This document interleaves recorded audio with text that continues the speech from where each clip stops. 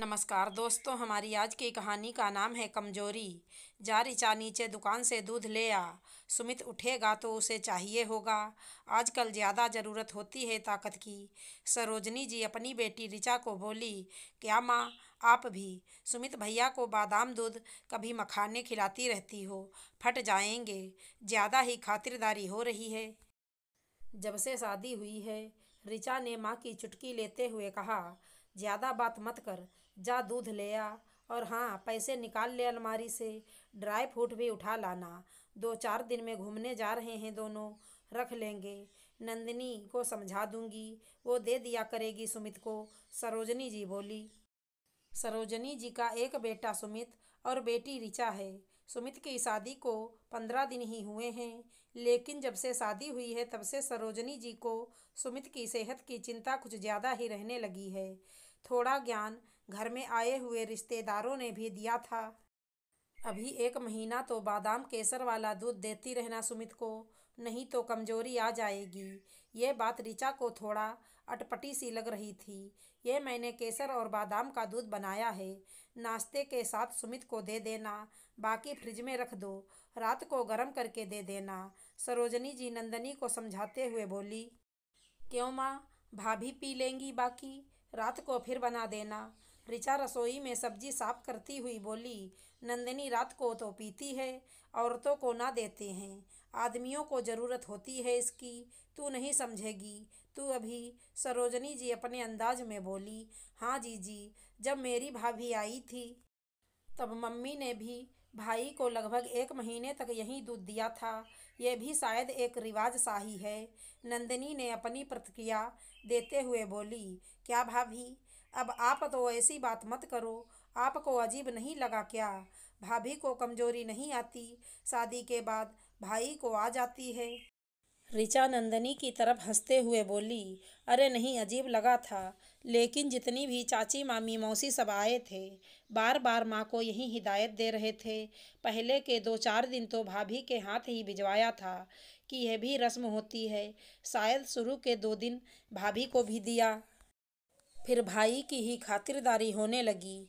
नंदनी ने अपने मायके का अनुभव बताते हुए कहा, देख ले, सभी जगह होता है ऐसा, जब तू ससुराल जाएगी तेरे वहाँ भी होगा। सरोजनी जी ऋचा को बोली। ना बाबा, मैं तो खुद भी पीऊँगी। माँ अच्छा आप बताओ, सब जगह होता है ऐसा, कह के सीधा उल्टा सब मान लें। अपना दिमाग भी है कि नहीं? शादी दोनों की हुई, उसके बाद पति पत्नी का आपसी सुख भी दोनों एक दूसरे को दे रहे होंगे, यहाँ तक सब बराबर है। लेकिन बहू और बेटे में कमजोरी सिर्फ बेटे को आती है क्यों? ऋचा कुछ समझाने की कोशिश करने लगी। छी छी, ऋचा कैसी बात कर रही हो? माँ खड़ी हैं सामने, 4 अक्षर पढ़ लिख क्या जाते हैं, कुछ भी बोलने लगते हैं। नंदनी तू इसकी बात मत सुना कर, ज़्यादा ही जुबान चलती है इसकी। कल को ससुराल जाएगी, माँ को गाली पड़वाएगी, ऐसे पटर पटर बोलेगी तो। सरोजनी जी ऋचा पर गुस्सा करते हुए बोली। यही तो समस्या ही यही है, लड़की का सही बात करना। जब मायके में ही बर्दाश्त नहीं होता है तो ससुराल में क्या शिकायत करे? अब जब गुस्सा ही कर रही हो तो मेरी बात सुनो, ना पसंद आए तो 2-4 और सुना देना। ऋचा ठहाके मारते हुए बोली। जीजी रहने दीजिए, माँ जी परेशान हो रही हैं। नंदनी ऋचा को धीमी आवाज़ में बोली। ओहो, आज्ञाकारी बहू रानी, अभी नई हो, सासू माँ को इम्प्रेस कर लोगी, कल को ऐसी ही छोटी छोटी बातों की शिकायत करोगी हमसे। माँ, मैं बस इतना कह रही हूँ, आप भी एक औरत हो, आपने भी कभी न कभी ये महसूस किया होगा। अब देखो, भाई अभी तक सो रहा है, अभी भी 4 बार उठाओगी तब उठेगा। आप यह महसूस करती हो कि वो रात को देर से सोया होगा, लेकिन रात को तो भाभी भी देर से सोई होंगी, लेकिन वो बहू हैं, इसलिए जब से हम उठे हैं तब से ही नहा धो के हमारे साथ काम में लगी हैं।